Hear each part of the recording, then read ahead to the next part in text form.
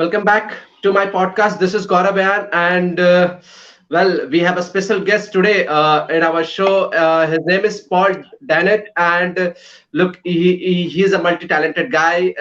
He's a broadcaster, he's a podcaster, he's a commentator, he's a co-host, and he do a lot of things. So, Paul, welcome to my show first. Thanks, Gaurav. Nice to be here. Yeah, and as usual, my teammate Lucas has also arrived. Lucas, welcome back. Thank you very much. Thank you, Paul, for coming. And yeah, and today we will be having some of the discussion because we have two Aussie guys, so we will definitely have some discussion on Australian cricket also. But first of all, I think we should start with the famous, sorry, not famous, the series which is going on about this India versus England series. The fourth Test match is going on. So, Paul, I hope you are aware about this series, the India versus England series, because after that England will be touring to Ashes. So I hope you are having a very close eye on the series. Yeah, I watched every ball of the first day. I got to bed at 3:30 in the morning, so loved it. 13 wickets in the day, and they said that's the most since 1926 for the first day of an Oval Test match. It was really good fun watching. So, what is happening with the Indian batting? Do you have any answer about that? Because I currently don't have. I think it's just very hard batting in England at the moment. The last few years, yes. Batting in England, I think that very few players have been able to succeed. Steve Smith did it in 2019, but a player as fantastic as David Warner could barely score a run in 2019. Yeah. So Virat Kohli's 50. Maybe it may be worth 150 on a flat pitch somewhere. So I don't think you can be too harsh on the Indian batting. So what about Shardul Thakur then? Oh, magnificent! I mean, that's some of the joy that when you come out without pressure and you can just he's got some ability, like he's got the talent. Compare that to Rishabh Pant, who I think was torn between whether he should attack or defend, and he seems to have no middle ground.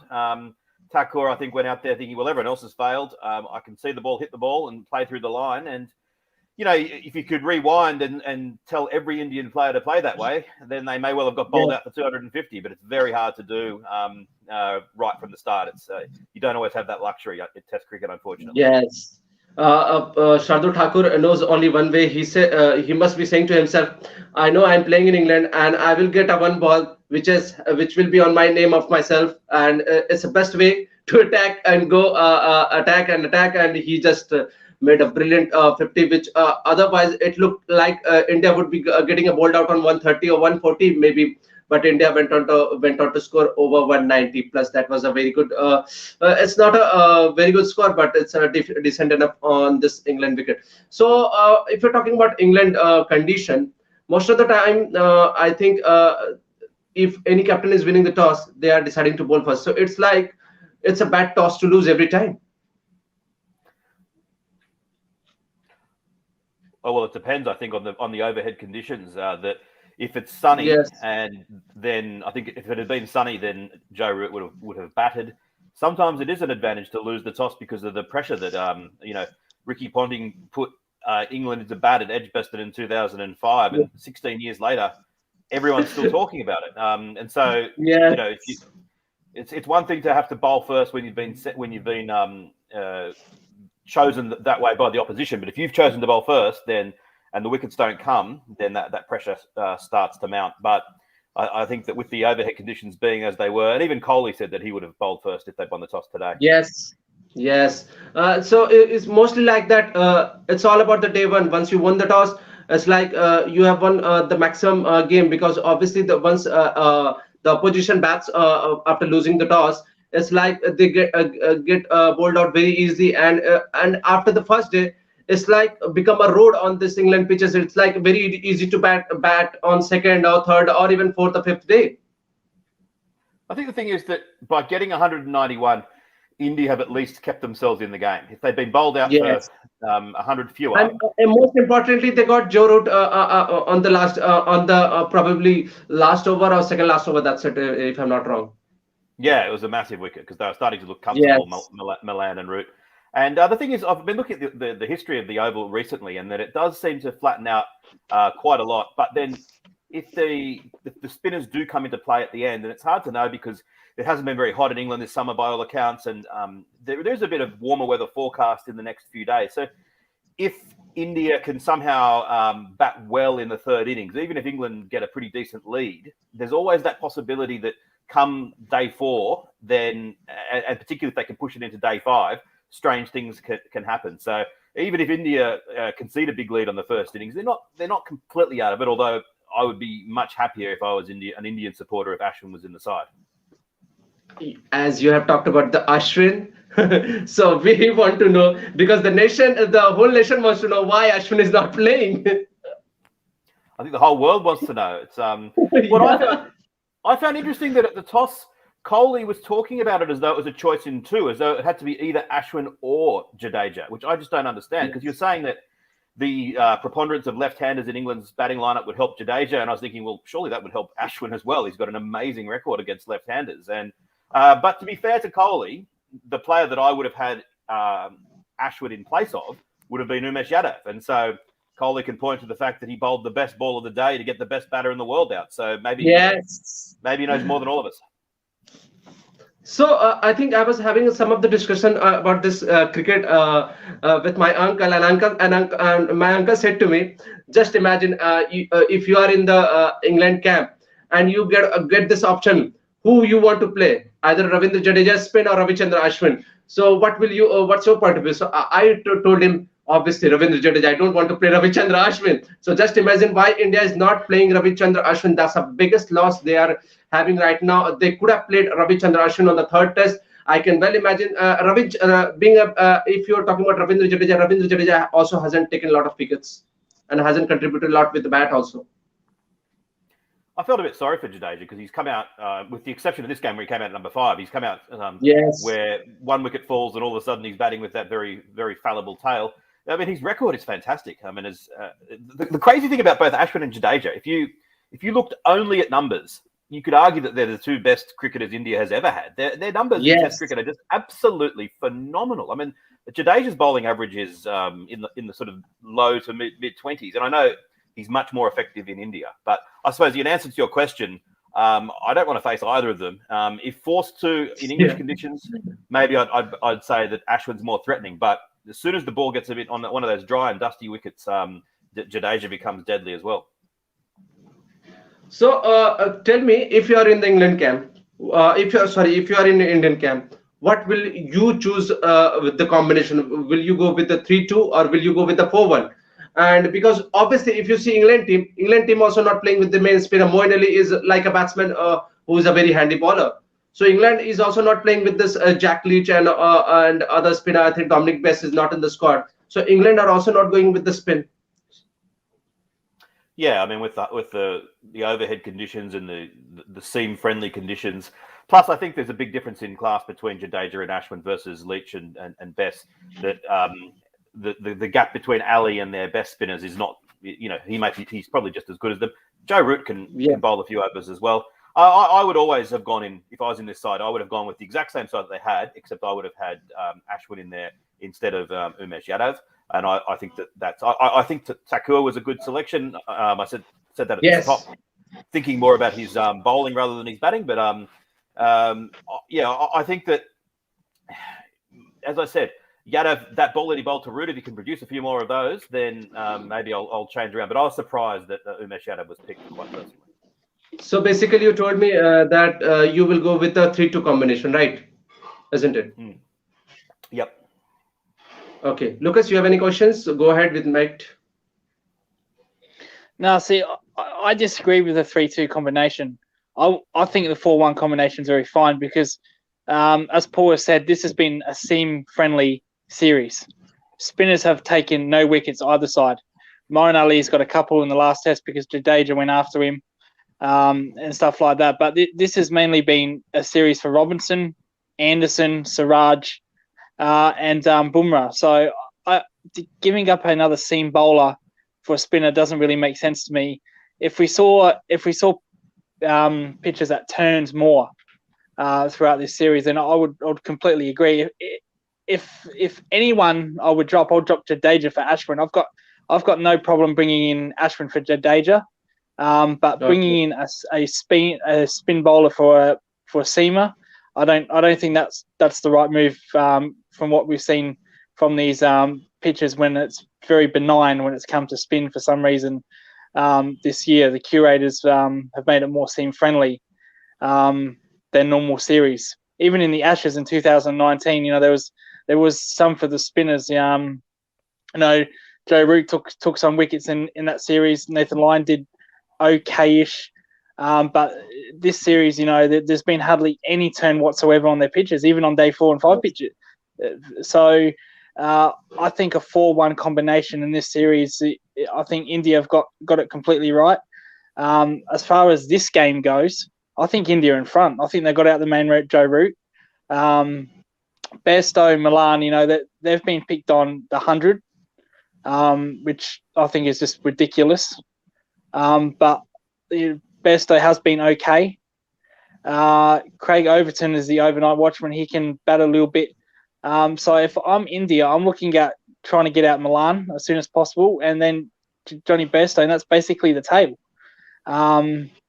So I think India are well on top. I think if they can get anything with a 60, 70 run plus lead, I think all they probably got to do is make 200, and I think that would be enough. I think India are well in control of this match, in my opinion. Okay. You should have a bet, because at the moment you can get good prices on India. England are strong favourites, so you can make some money out of it. Oh, geez, don't say that with me in sports bet. Don't say that. I do that quite frequently with the Geelong Cats in the AFL. So don't get me started on cricket. Okay, so obviously talking about the India versus England series, Chris Woakes has been a massive factor in this test match. He was facing some of the injuries issues for the past 1 year, and he was not playing the test matches because of this rotation policy, and also he was injured, and he picked the 4 wicket in this test match. So word on Chris Woakes. Oh, he's superb. As soon as he was available, I thought he's got to come straight into the side. And as good as Anderson is, and as good as all of them, if I was picking the England side for England conditions, Woakes is almost the first bowler I pick. Plus, he can bat. I think he's a phenomenal bowler. It'll be interesting to see whether he comes down for the Ashes. I mean, his record away is really poor, and I'm sure he's a better bowler than that. Can't be, that disparity can't be quite so massive. He'll never be as good in Australia as he is in England, but kind of no one is. But yeah, he bowled well, and he's probably a bit unlucky. Got a couple of dropped catches off his bowling as well. Obviously, he's out and out swing bowler, and obviously you can understand that his record is not been great in the overseas comparing to what is his record in England, and obviously he's very handy with the bat, and I think he's back in the team with the proper replacement. I think Sam Curran was not doing too well with the bat and with the ball also. Obviously, Sam Curran is a kind of a bowler. If he will not get assistant with the pitch, if the ball doesn't swing, he's like a mediocre bowler. Yeah, I mean, I feel sorry for Sam Curran, because he's a player that I've always enjoyed watching, and for a while there, his record in Test cricket was phenomenal. Every time he played, England seemed to win. They'd be in trouble. He'd come out and belt a quick 40. He'd take a few key wickets. But as everyone keeps on saying, he's kind of not quite good enough to justify his spot in the side as a batsman or a bowler, and he's sort of a little bit in between. I'd like to see him, and I don't know whether this is being naive, but really work on his batting and get to the point where he could actually be a sort of a number 6, number 7, and his bowling could then be really, really handy, rather than having to be something that they rely on. Because as you say, once conditions don't suit, he tends to look a little bit innocuous. But when conditions do suit, he really does come into the game. So, but I think it was the right decision to drop him and replace him. But a lot of people are asking that once he started playing a lot of white ball format, his red ball format red ball form is getting not been up to the mark just because of he's playing a lot of white ball format. Is it right, or I think it's a wrong statement? Is it a wrong statement that people are making about him? I'd need to see the numbers. It's one of these statements that sounds very plausible, And you say, oh, you're bowling to contain, you're bowling lots of slower balls, and you're bowling with that white ball. You get out of the habit. I don't know whether that's, I think that a bowler should be able to maintain his normal lines and lengths and get back to red ball bowling pretty quickly. But if someone can show me the numbers and if it's clear that that's the case, then maybe I'll go along with it. Otherwise, I'm a bit skeptical about that argument. Yeah. Okay, and one of the things which I want to ask that Oli Pop also is returned in the squad. Josh Butler is not been in the squad. So, what are you looking at this Oli Pop situation, because he hasn't played also 3 Test matches, and he's a kind of a player who looks like a proper batsman who gives you like that he's a next Ian Bell who bats like a Ian Bell. So, what's your point about Oli Pop?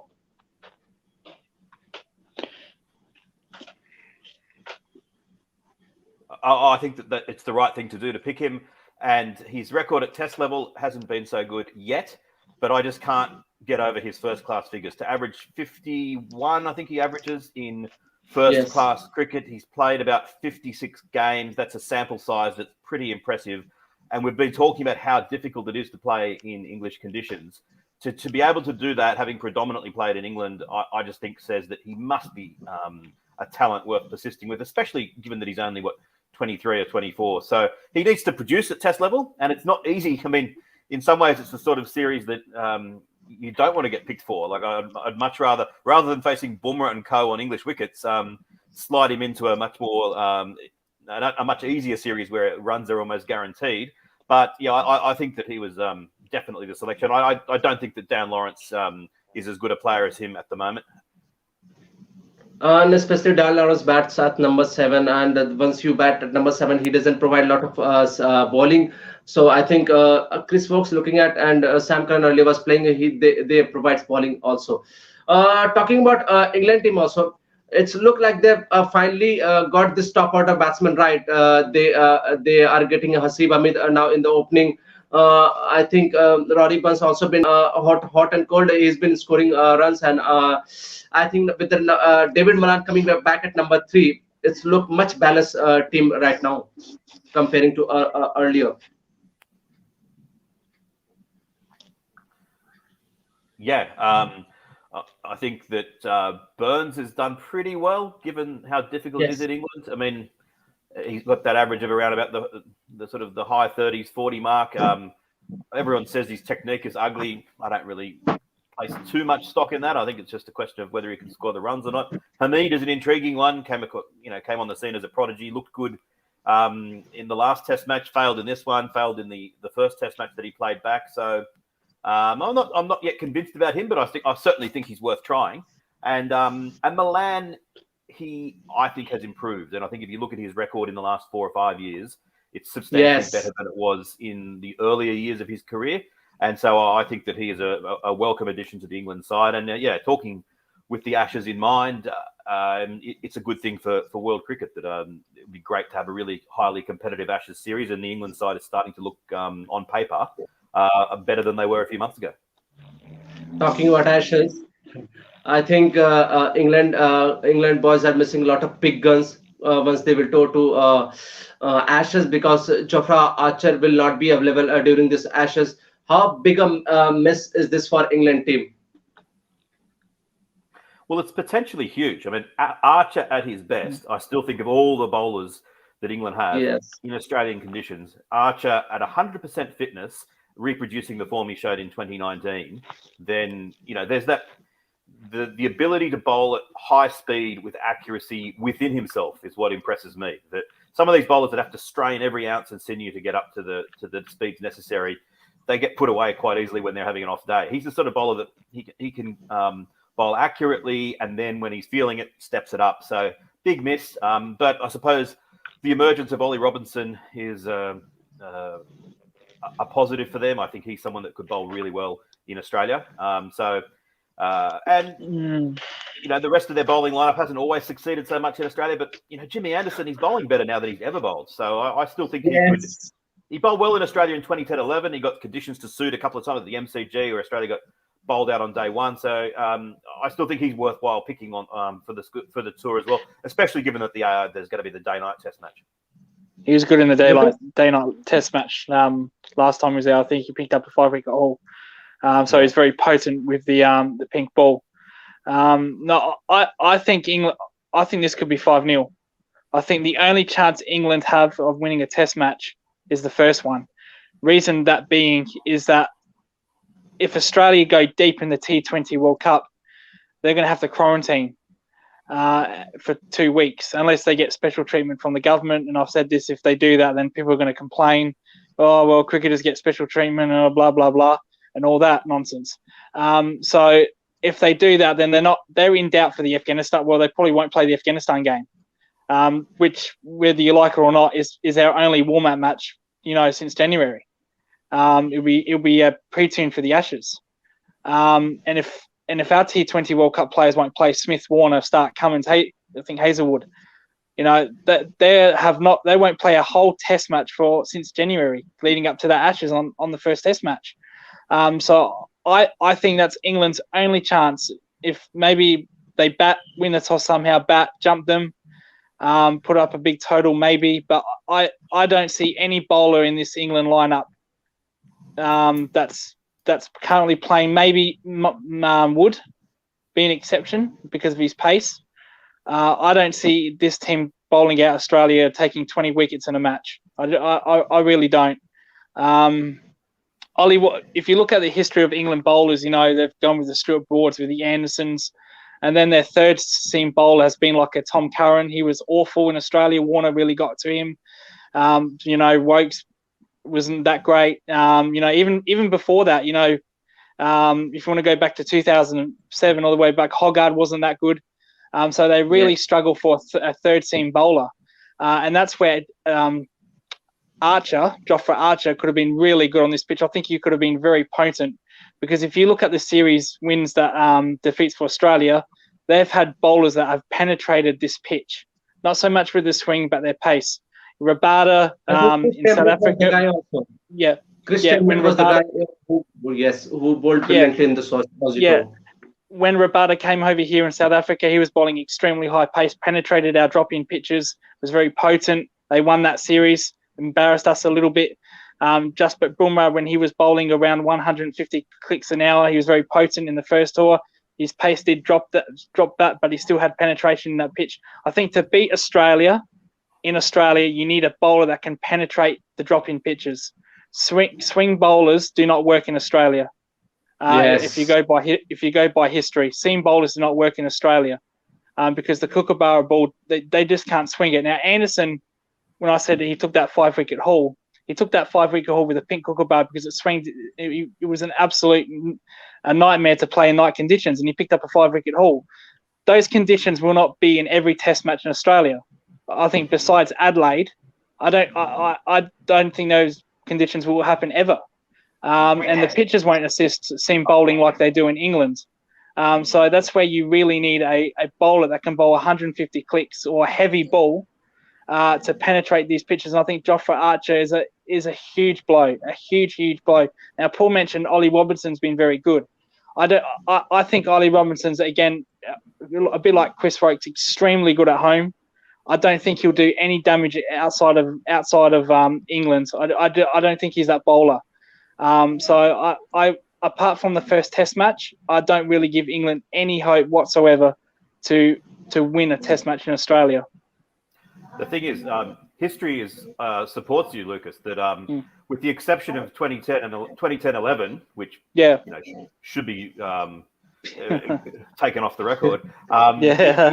England's been terrible in it. I mean, they lost 4-0, going backwards 4-0, 5-0. We exclude 2010-11, 5-0, 4-1. And so this 21st century, apart from 2010-11, they've won one Test match in Australia. To be fair to them, I do think there's been a few instances, like 2017-18, in some ways it reminded me a bit of a straight sets win in tennis where it was 6-4, 7-5, 6-4. Like Australia had to work in most of those Test matches. And I think the point around Ollie Robinson is don't you think that there's some element of him that's a bit like Glenn McGrath, where he doesn't have necessarily that speed, but if he can have that accuracy, pitch the ball up at a decent length, and with his height, I could see him being effective in Australia if his batsmen give him something to work with. I'm not one of those people that care about speed. You know, all I hear around Australia, around England, around the world, oh, he doesn't bowl 85 miles per hour or 140 clicks. I don't know if you're aware of this, Paul, but there's a bowler in the county championships called Luke Fletcher, who's absolutely being a menace to domestic batsmen. He's taken 50 wickets at an average of 13. Wow. Yeah. But all you hear about him is, he can't bowl 85 miles per hour. He'll get torched by openers of India, Kohli. You know, that's the same for Michael Neser. You know, he's a wonderful domestic bowler. He should be, Yes. with all due respect, should have been playing Test cricket by now. But everyone's too obsessed with bowling 140 or 90 miles per hour. Chad Sayers, he should have played more tests than one-off test in South Africa. He was better than that. So it's just an absolute load of garbage that, you know, people bring up speed to dictate a bowler. You know, Ollie Robinson is special. Don't get me wrong. Very good accuracy, very good swing bowler. But he's unlike England's top order. Like they're untested outside of England, and I just see Ollie Robertson as just like a Tom Curran who came here, Chris Wokes that came here, you know, Matthew Hoggard that came here that were really good in England, brilliant in England, very good averages, but not doing much in Australia at all. You know, I just kind of see Ollie Robertson as that bowler. Fair enough. It would be interesting to see. I think he's a chance of doing something. I know that Overton, he only played like one or two tests last time. Yeah. I think even he's a bowler that could potentially be reasonably handy in Australia. I think Australia obviously start the series as strong favourites, and my tip is that Australia win. But it's the sort of thing, if England happen to get the better of conditions in a few matches, I'm not ruling it out being a highly competitive series. I think Joe Root has to score 500 plus runs. I think he has to do what Steve Smith did in England 2019 to have any chance. Well, let's be honest. Australia did not win that series. They retained the Ashes, but they didn't win the series. So Steve Smith scored over 500 plus runs in that series, but they still didn't win. So it takes an extraordinary effort just to draw a match in an Ashes series. So to draw a series. I think you mentioned 2013, 2014, also Graham Swan, you know, world-class bowler. If you look back at the history of spinners in England when they came over here, they haven't done damage at all. And I don't see that with Jack Leach. I don't see that with Don Bess, who have been shocked. Don Bess was deplorable in Sri Lanka and India. Jack Leach was okay. But I think also you need a world-class spinner also. And I don't think England have that. I just can't see bearing the first test because Australia will be underdone. I don't really count T20 as a warm up. You know, where they're playing T20. You know, that should be fine. That I don't care about that. I'd rather them playing Sheffield Shield than T20 as a lead up to the Ashes personally. But I just don't see it that way. So. As you said, it'll be interesting to see, but I just think we're just going to be just way too strong except for the first test, where they could jump us if they win the toss because our bowlers will be underdone. We shall see. It should be interesting. Okay, and if you're talking about the Australian cricket, Australian team got announced for the T20 World Cup. You have seen that team? What do you think about this Aussie team which has announced for the T20 World Cup? Obviously, my mate Lucas is not very much happy because they will not be the main Australian guy will not be playing this Afghanistan Test match. I think that I would have liked to see Dan Christian in the main squad.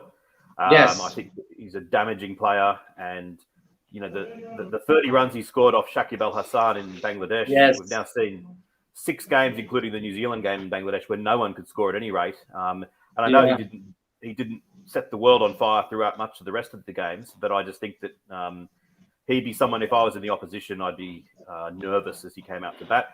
On the flip side, I really think that if the pitches in the UAE potentially, given that there's going to be a lot of action played on them, potentially are quite low and slow. And if it ends up being the sort of tournament where at least some of the venues 150 or 160 is a decent score, I would have liked to see Marnus Labuschagne in there as well. That I think that he's a classy player, ranked, what is he, the third best Test batsman in the world. And I know that that's not necessarily the same as T20, but if it's a pitch where you just need to get up to 160 and Australia's struggling, I'd have a great deal more confidence in him walking up to bat than I would have with some of the others. And so, and he's a handy option with the ball as well. So I would have liked to see those two in there. But on the whole, I think that it's a reasonable sort of squad. And I don't think that the fact that we got thrashed in West Indies and Bangladesh means that we can't do well in this series. I think that India and England deserve to be first and second favourites.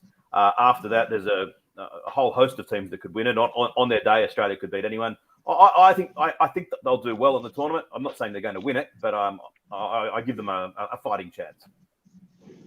Okay, Yeah, I think, go ahead, Lucas. Yeah, to me, I don't really care if they win or not. If they win the T20, that's great. That's fantastic. But if they didn't make it into the next round, I wouldn't lose sleep over it, because I've made this very clear, Paul, that our Test players have no business playing T20 just before an Ashes team. And no, with all due respect, I don't want Marnus playing T20 before an Ashes series, because he's also a very special batsman. He's probably, with all our batsmen we've used since Steve Smith, he's probably our best batsman since Steve Smith. We've tried all heaps of batsmen and they've gone absolutely nowhere. But Marnus, he seems to have that Steve Smith quality. Whether he'll be half as good as Steve Smith, jury would be out on that. He'll be tested next year in the subcontinent with India and Pakistan. I think that's when we'll really know what Marnus is all about. But my policy is that I would be happy if Australia sent just a B team out there. That's not disrespecting the T20 World Cup. But with all due respect, if Australia didn't win the T20 World Cup, would you lose sleep over it, Paul? Well, I've never won one yet. And I've, yeah. No, put it this way. I hear you in the sense that I like Test cricket the most, but I kind of like the fact that if you stop the cricket fan on the street anytime ever, basically, and said, if we discover life on another planet, we need to have one country representing us at cricket, who's it going to be? People would say Australia. But as the years go by and more focus is on T20, and if we keep on underperforming in the T20 World Cup, that starts to dissipate. So I look at and say there's 1.4 billion people from India, 200 million from Pakistan, and another couple hundred million from Bangladesh and the rest of the subcontinent. They are really, really looking at this as a massive tournament. Yeah. And Indians are proud of winning the 2007 World T20. No one in Australia knows that event even took place. People in India say, "Oh, we won the 2007 World Cup." Australians said, "No, you didn't. We won it. It was in the West Indies. We went through undefeated. Yeah. You got belted."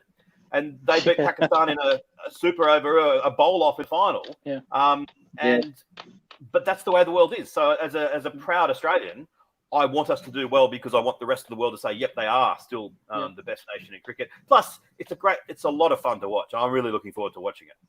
Well, absolutely. You represent the green and gold. No doubt I want you to win. Absolutely no doubt. But I just think the Ashes is just too big of a series to ignore for our Test players. And I would have preferred, like I said to you earlier, I would have preferred our Test players to say, you know what, I'm not going to the T20 World Cup. I'm going to play Sheffield Shield. We've only played one Test match since January, and that will be against Afghanistan. Now, you can say, well, it's only Afghanistan. You can probably use our C team, and we'd still probably beat them. But I'd still like to get match practice into their players and pre-tunes for the Ashes, because a perfect example is that in 2019 we saw Ireland play England. England won that World Cup, as we all know. They played Ireland and they embarrassed themselves in the first innings. I think they got bowled for 60 or 70. Yes. I don't know. I don't know what would have happened if they played Australia that day. That could have been disastrous. Absolutely disastrous. They could have got bowled out from 50. I just don't want that to happen to Australia, considering that it has happened to England. So I think I would have, rather than play the Sheffield Shield and the lead up to the Afghanistan Test, where playing deep in the T20 World Cup, won't let them do that. Okay. Final question, Paul. Considering you don't much have enough time, I think I need to ask one more thing. Is that the reason that Australia picked their best team for the T20 World Cup, seeing the result of what happened in West Indies or Bangladesh, or would it doesn't matter about the result? They would have gone with the same team no matter what the result was. I think that had some of the players in the Bangladesh and West Indies series taken their opportunities, then there was certainly scope for picking them. I think if Josh Philippe, for example, had a big series, I think they would have. Yes. They were keen. They were keen to pick him. But when it came down to it, they obviously just had to look at what is our best side for the World Cup, and it was pretty hard to pick some of those players, especially given the pitches. I don't think the pitch is going to be like they were in Bangladesh, but they probably will be. They probably will be somewhat similar to what we experienced in the West Indies. And so you'd look at that and you'd say some of those players just played themselves out of contention. Plus, when you've got Smith and Cummins and Warner and Maxwell and others to come back in, they're some of the best cricketers we've ever had. You have to pick them. Okay. Well, one more final question for Paul. Were you surprised with Josh Ingles getting picked, considering that he might be our next Test wicketkeeper after the Ashes? Well, I'm not surprised because on our Cricket Unfiltered podcast, my co-host Andrew Menzel has been banging on about him being in the side every week for about 3 or 4 months. So it's kind of it's been front and center in my mind. And he did, to be fair to him, he did play well in the in England, and his record is very good at T20 level. He's got a great strike rate. It's just going to be a question of what the pitches are like over there, and is he someone that can adapt to those slow, low pitches? Apart from anything else, at least the Bangladesh series has given some of our players some exposure to some of those sorts of pitches that we've historically struggled on. So yeah, I'm happy for him to be picked, and I'm not so sure about him at Test level into the future yet. I'd like to see him do more at first class level. I don't think his red ball record is all that good, but I think he was worthy of a punt for the white ball side. He was very good last season in the Sheffield Shield. Josh was. Who if Tim Payne retired in the Ashes, who would you have as an next keeper? Carey or Ingles, or will you go with someone else? I sometimes think that the huge level of specialisation attributed to the wicket-keeping position is slightly overdone. I'd be just like to have Glenn Maxwell in there. I reckon he'd do as good a job as any of them. I know that's heresy. I'd probably say Carey. Yeah. Okay. Good. Yep. Thank you. Yeah. Thank you, Paul. It was a pleasure talking to you. I hope you have enjoyed our show. It was a pleasure talking to you. I hope we will meet some next time talking about more about this Australian cricket. So I hope you have enjoyed our show, Paul. Thanks, Gaurav. Thanks, Lucas. Great to talk to you guys. Thank you so much, Paul. Thank you for coming in. Really appreciate it. My pleasure. My pleasure. Yeah, thank you guys. Do like the video. Don't forget to subscribe and hit the bell icon. Till then, we will meet after the end of the second display. Till then, guys, take care, and we will meet after the end of the display. Thank you, guys.